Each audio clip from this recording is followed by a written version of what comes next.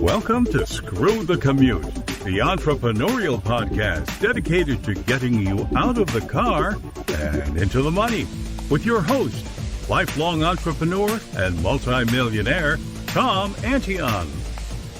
Hey everybody, it's Tom here with episode 198 of Screw the Commute podcast. I got Rob Garcia with us. Now, this guy flunked out of both high school and college. I am not exactly sure how you do that because I thought you had to go to high school to get to college, but I don't know. He must be a really high achiever to do such a thing. So we're going to hear his story in a minute.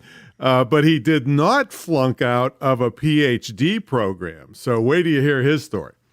All right. Hope you didn't miss episode 197. Joshua Lee, he's a prolific online marketer, and he believes balance is BS. And I agreed with him, but for different reasons. So if you didn't hear that one, go back to episode 197.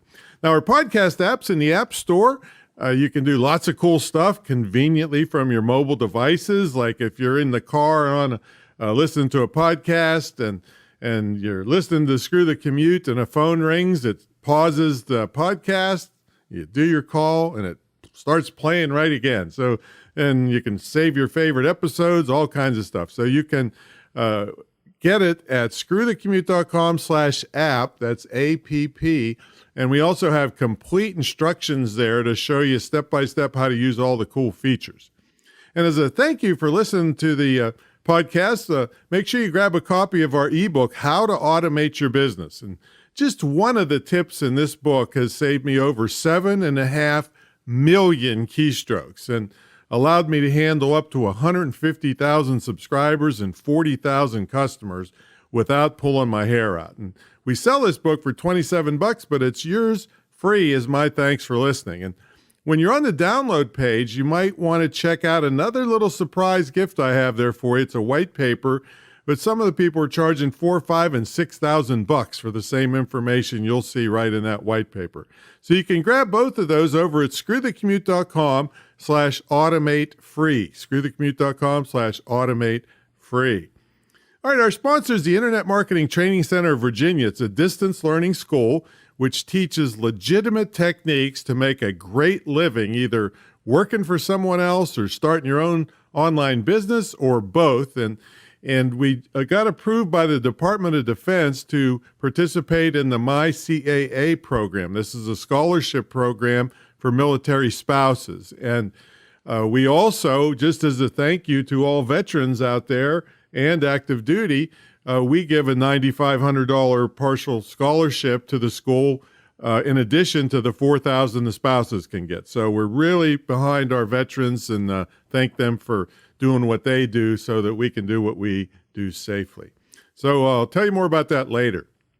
Now, let's get to our main event. Rob Garcia grew up in a low-income household despite failing out of high school and college, and he's got to tell me how he did that because I thought you had to graduate high school to get to college, so I want to hear about that. He taught himself how to speed learn concepts, and he eventually finished his PhD program, and he founded Shift Magazine. That's SHIFT, folks. All right, so in case you didn't hear it right, Shift Magazine. And today, he's a successful business strategist out of San Diego that teaches high visibility and growth techniques. Rob, are you ready to screw the commute? I absolutely am, Tom. It's great to be here. Oh, man. So I'm so glad to have met you. I met you through Stephen Kuhn and the Vetrepreneur Tribe and up in D.C., and it was so great to meet you and see the great things you're doing. So tell everybody about what you're doing with this high visibility and growth strategies for businesses, and then we'll take you back to see how you flunked out of everything. I mean, I love it. The journey of pain, the trail of tears. Like I said, you're a high achiever to be able to flunk out of both high school and college. You know, you don't hear that every day. Absolutely. So right now, Tom, I live in San Diego, and what I do is I teach experts how to make the transition from expert to celebrity expert. So a person that is high visibility, not out fighting against every other person in the industry, like a person that's a cut above. They're getting media, they're doing strategic social media, they're recruiting influencers, they're teaching their industry, but they are positioning themselves as industry leaders. So those are my clients. And great. So, and how do you work with them? Is it online programs or one-on-one? How does what options do they have to figure this stuff out? So my flagship course is called Tactical CEQ, and CEQ stands for Celebrity Expert Quotient. And all that means is, do people recognize you for what you do? Because every person out there is an expert at something, and they're taking out the Facebook ads and they're competing against everyone and just chasing the same clients. But when you establish yourself as a celebrity expert, people come to you. Like, I don't have to cold pitch people ever. They find me kind of like the A-team. I'm kind of hidden away. You have to search me, and I don't have to go into people's inboxes that are strangers and try and cold call them or anything. Just people hear about me and they find me. It's a great thing. Yeah, the A-team. I love that. I love it when a plan comes together. Exactly. Hannibal, yeah. Yeah. So, but they work with you one-on-one, or do you have other options for them? So I do one-on-ones on occasion, but the majority of people that come to me enroll in the Tactical CEQ course. So they're with me for 6 weeks. Every week we learn a powerful technique, and then I actually challenge them to go out and do something specific to exercise learning and mastery of that technique. And how often do you run these? I run them every single 6 weeks. So we're in week 5 right now, and this week we're teaching audience building and creating power. And it's a lot easier than you would think, Tom, and it doesn't cost anything. Yeah. I go ahead and give them some business tips out there that they would learn if they were in your program. Absolutely. So, for example, creating power. 3 years ago, I was in a dark apartment in North Park. I had no money. Nobody knew who I was. And I was just trying to get out there. And so what I did is I interned free for 2 weeks to the biggest people I could find online. I introduced myself properly, very short video call, just said, hey, this is what I'm good at. I love what you're doing. And I sincerely looked them up and checked out their stuff to show personalization. Well, that can't possibly be true, because at the time I weighed 350 pounds. So I technically was probably one of the biggest. And I didn't hear crap from you. I didn't know you back then, Tom. Okay. But yeah, so what I did is I established myself. You gave before you got is what you did. Yeah, it's called demonstration of power. Mm-hmm. And so you show off your skill set, your aptitude, and a lot of those people went on to hire me for pretty good sized contracts later on. Mm-hmm. So that's one way you can build power for someone and build that rapport. Yeah, so the longest somebody would have to wait is about 5 or so weeks if they wanted to get in your program, or it could be as little as a week, right? Depending on when you run them. Yeah. So every 6 weeks it opens up, and then I'm always available for consulting calls and one-on-ones as well, anytime. So is each week specific on a certain topic, or how do you run the program? Yeah. So every week has a different topic. It's all very structured. So they learn audience building, celebrity recruiting, media strategies for interviews, how to create an audience in power, and then how to teach their industry. And that's a big one, Tom, especially for your audience, because teach your industry, we roll over into creating a course. Yeah. But you need one more module. See, because if you teach them to be this big shots, you need to teach them how to handle groupies. Because you're going to get if you do what Rob's telling you, you will get opportunities from whatever sex you're interested in that you never had before. So you better teach them how to handle that. I'll tell you, Tom, after 100 interviews in 4 years, I definitely have gotten a lot more attention than exactly. That's what I'm telling you. So, all right. So let's go back and see how a person is such a high achiever that they can flunk out of both high school and college. I don't get that. Tell me how you came up. I know you said you came up through a poor family. So were you entrepreneurial as a kid, or what was it like as a kid? No, I was completely different. I was a skateboarding 14-year-old in Eureka, California. And almost everyone in my family was on drugs or a serious alcoholic. Oh, wow. And so I had no hope. I was living in my grandmother's hoarder house. and it's full of cockroaches and mice. Oh And man. I just wasn't a very happy person, and I had a learning disability. And at the time, back in the day, they didn't have IEPs or drugs, so I couldn't modify my attention span. Mm. And so I failed out of high school. I ended up going to the alternate school with the real bad kids, and made up my credits, and then graduated with my class. But I had to leave for a while just to go to that awful school. And then I So, enrolled. when you say it was, were you actually bad, or you just had a learning disability? No, I was academically, I just wasn't turning in my stuff, and I didn't understand how math Right, but worked, you and weren't I wasn't robbing focused. banks and stuff, right? No, I was never a hoodlum, or Yeah, I that's was what I never meant. Yeah. I was never with a leather jacket and a white t-shirt Okay. and knocking off banks and All right. stuff. Okay. Yeah, I was a Uh, good kid. Just but just couldn't focus. but couldn't focus. Yeah. And so I enrolled in a junior college, and I was trying to learn electronics. And once again, I had the desire, but I didn't have like the discipline, and I didn't understand how to really implement high-end learning strategies. And so I failed out of that college, and then I moved to Phoenix, and I went to a second college, and I failed out of that one too. And by Oh, that you time I didn't was put sleeping that. on the I mean, floor. that's really a hive achiever there. Yeah. Yeah. So one high school, two colleges, and at 19 Jeez. I was sleeping on the floor, and I couldn't afford meat. It was the worst time of my life. Mm, mm. And so 21, I joined the Air Force, and I almost failed out of my tech school. I was very, very close. 9 months learning bomber avionics, electronics. It was very, very challenging. But I made it. And from then on, I just worked on B-52s That's for good, a because couple of years. we have a lot of airplanes, military planes where I live, Norfolk, Virginia Beach, and I'd hate for you to have failed your bomber avionics course and drop something on my house. Yeah, Yeah. right there's a good place to drop a bomb. Yeah. The plane didn't fall apart, so I was okay. But Tom, that's where I really got serious. And that's when I really, I gained a work ethic in the Air Force. I was going to school full time. You I was gained it, or they volunteering at forced it on Shriners. you? Which was it? No, I gained it because you Okay. can go through your enlistment and just have your 8 hour a day job. And at the Okay. time, I was working my full time job. I was either in school full time or working an outside job, and I was volunteering at Shriners and Muscular Dystrophy Nice. Association as well. Nice. So I was like 22, so Mhm. you have energy for stuff back Yeah. then. But that was when I really understood that in order to have equality in my life that had been taken away from me from poverty, I needed to work as hard as three guys. And I did it. In one enlistment, I finished with a bachelor's, two associates, and a minor. And I applied for both the FBI and officer school. Neither of them took me because my math scores were too low. Mhm. But that's when I really started to understand about achievement.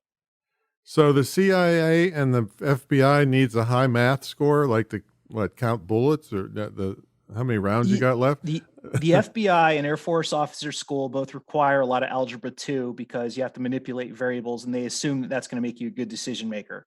Hmm. That's clearly incorrect. Okay.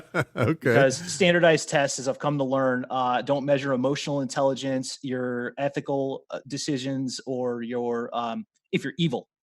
Yeah, I'm sure there's some FBI agents right now that are in the news that are probably good at math, but nothing else.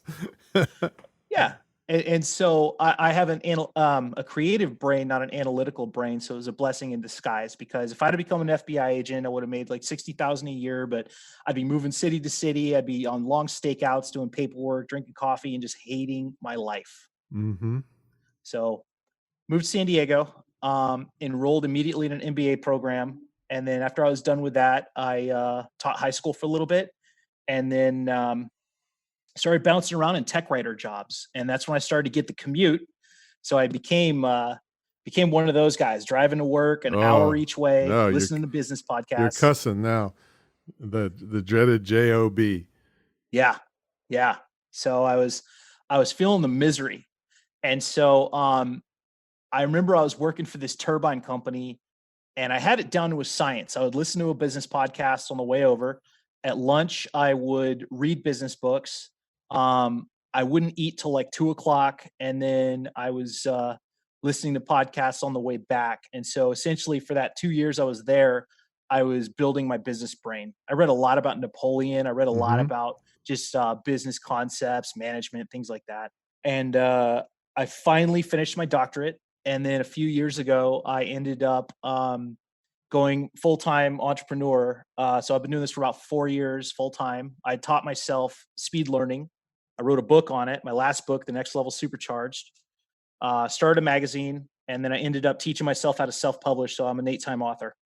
So that's where I'm Beautiful. at. What's the first question is why did you really want to go for the PhD? Was it just an achievement kind of thing? And then second thing, tell us about the magazine.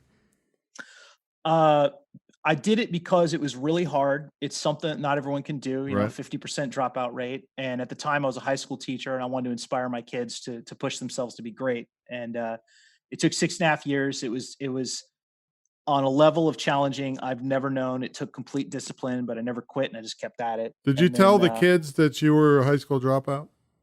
oh yeah. Yeah. They loved me. We had a really good Yeah. rapport. Yeah. And then I was writing a lot and I figured, what if I created a magazine for business owners that was different about entrepreneurship, that was like kind of if Tim Ferriss wrote a magazine, 'cause that's who I kind of emulate. I want to be Tim Ferriss for the military. And so I said, okay, I'm going to make Shift Advanced Life Design. And I had no journalism experience. I had no English degree. I'd just been freelance writing forever. And I taught myself how to make a magazine, Tom. It's not the easiest I thing know. in the world. This is a print magazine? No, it's straight digital. So I Okay. found a free hosting site and I figured out the technique for it. And I was really proud of myself because I just didn't turn to anybody. I just did it. Yeah. And by issue 2, I was profitable. I pull in ad money for most issues. And then by issue 2, I was still kind of in that phase of, is this a real thing? Can this be a viable project? A lot of people told me not to do it. And then by issue 2, I had interviewed a guy from SEAL Team 6 that fought in Mogadishu. And that was my big win. He was a giant author and he gave me an exclusive interview. The pictures were amazing. And so in the 3 or 4 years I've had Shift, I've interviewed Delta Force, SEAL Team 6, Jen Scalia, who's a 7-figure coach, Dr. Marshall Goldsmith, 28-time author, Dave Daly, the monster motivator, Kuhn, all these different people. And I'm really proud of the magazine and the level at which I've been able to score interviews. Oh, that's great. Hey, maybe you can get Colonel Dave Grossman. You know him? No, I don't. Yeah, he's the author of On Killing. And he puts out the thing about, people like us are sheepdogs and, we protect others. We're going to be the ones that run. Yeah, so just look him up when you get a chance. Yeah, he's a really great motivational speaker and just the books are just awesome. Yeah. What are the other books about? I wrote one on charter schools when I was a teacher, and I was just talking about how charter schools should take the flexibility that they're given and really focus on STEM careers and helping girls lean more into STEM careers. Because, females are only about, I'd say 15%, 20% of the STEM industry. What's a STEM career? STEM is science, technology, engineering, and math. Oh, okay. I thought it might have been cannabis or something. No. But so I wrote one on charter schools. I wrote the last one's on speed learning. I wrote one on before keto dieting was popular. I wrote one called the Skinny Dragon Diet. And then a few others on teen success.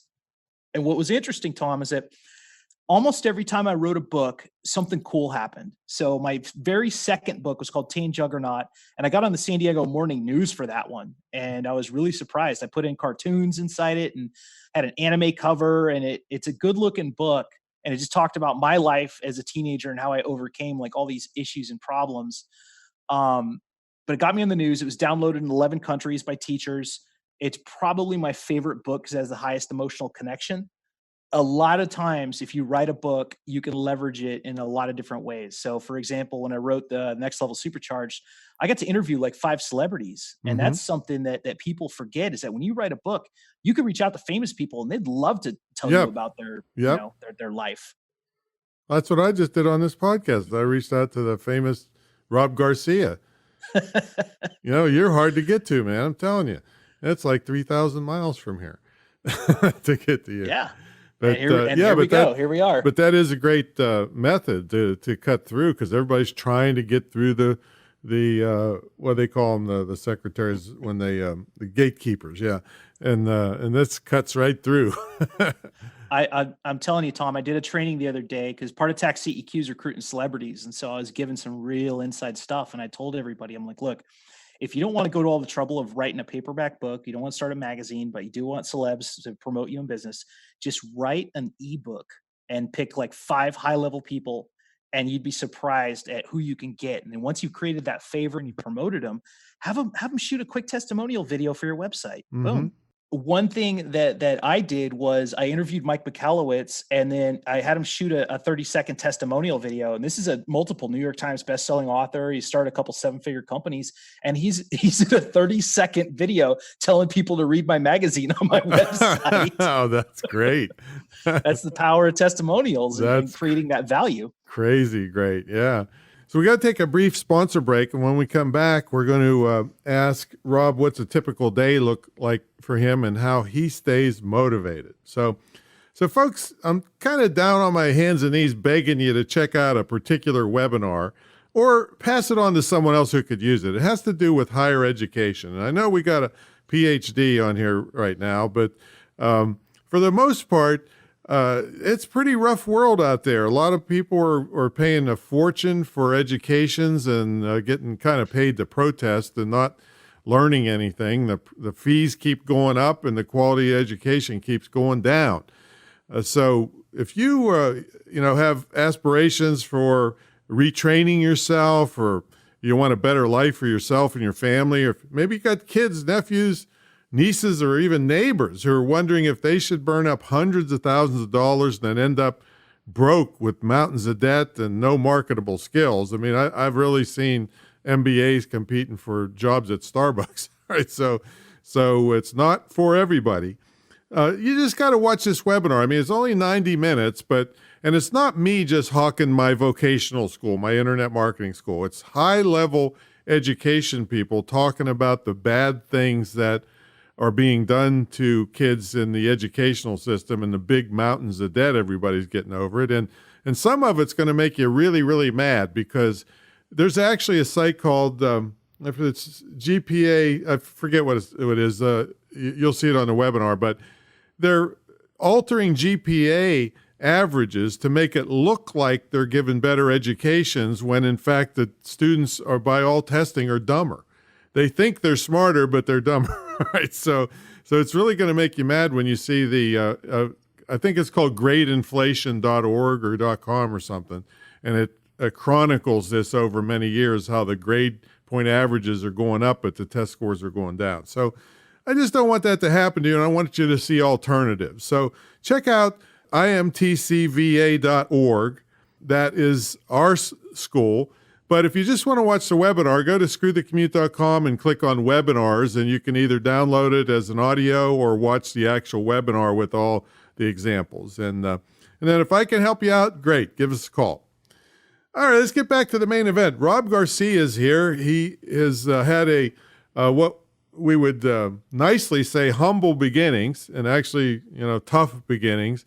And he is a perfect example of how determination and going with the right people, and he used the military to help him with this endeavor, that no matter where you're starting, you don't have to finish up that way. So it's very inspiring, Rob. So tell us what a typical day like is for your entrepreneurial endeavors now. I usually wake up about 5 a.m., try and do some kind of fitness early on in the morning while I got energy. So I'll go work out at San Diego State, or I'll go run around the neighborhood for about 40 minutes. Then after that, I jump into some client work. And then usually my schedule is actually pretty blocked off. I have it planned out by Sunday, because at any given time, I'm a little bit more involved than most people. I have a magazine, a blog, a YouTube channel, regular Facebook Lives, one Facebook group I run for free, Success Engineers with Dr. Rob. I'm running 2 digital courses. So one of them's Tactical CEQ, and then the Destiny Project, which is kind of what you do, Tom, where I teach people how to monetize through courses or ebooks. And in between that, I also post on LinkedIn and Twitter, and I have a weekly email that goes out called the Compendium. So my Well, schedule it has sounds to like be. you're kind of slacking to me, man. I know. I really got to pick it up. Yeah. I'm kind of an underachiever, but it's I do all this stuff using posting software called Buffer, and so that Yeah. helps me to preload a lot of the stuff for my Facebook group and for LinkedIn. And then I'm constantly developing ebooks. I'm at the point now where I can safely develop about one a week to give away. I really like the fact, Tom, that you give away high quality content, and I think that's something that really helps you to stand out credibility wise. Well, you Is give to before you get. So many people that's coming up now think, okay, I want maximum money with the least amount of effort and the least amount of helping people. And there's yeah. just, that's not going to last for them.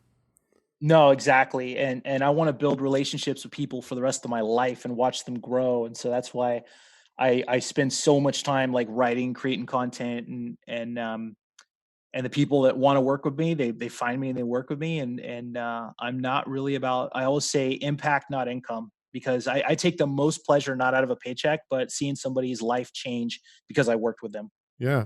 And did you get a chance to download that Automate book? Is that the 65 pager? I don't know. I don't really know. Yeah, There's one I got from you that was a 65 pager, and I put it in my read soon file. Yeah. That's probably it. If you went to Automate Free, and then the other one is a podcast thing. So how do you find time to stay motivated and all that stuff?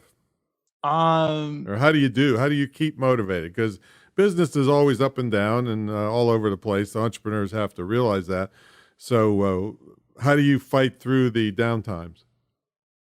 That's such a good question, because I have just like everybody else, I have my good times and my bad times, and ultimately, working out the gym helps, and then I try and do stuff to be around people because I live alone, single, no kids, no pets. And so to get out of my own brain, I usually go work in coffee shops, or I go lift weights, or I do something where I can go pet people's dogs. And that really kind of calms me down and helps me to just de-stress a lot.